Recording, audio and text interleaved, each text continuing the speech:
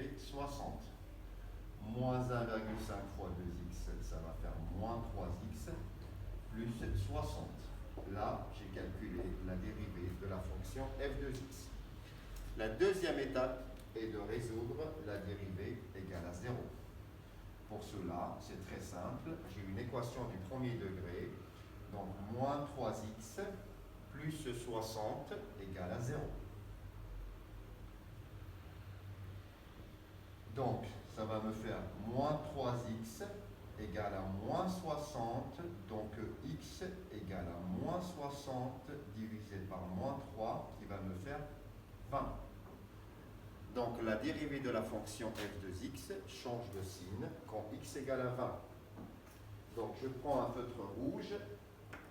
Donc, j'ai trouvé la valeur, donc 20, et je pose un 0. Alors, quel est le signe de la dérivée entre l'intervalle de 0 à 20?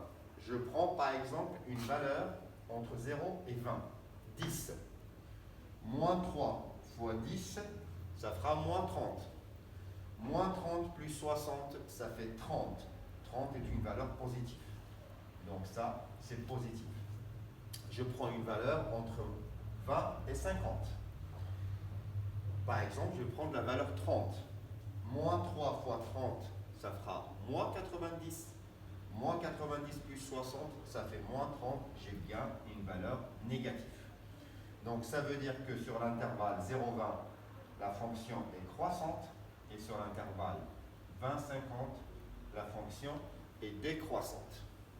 Et je vous rappelle qu'ici, on voit très bien qu'on a un maximum.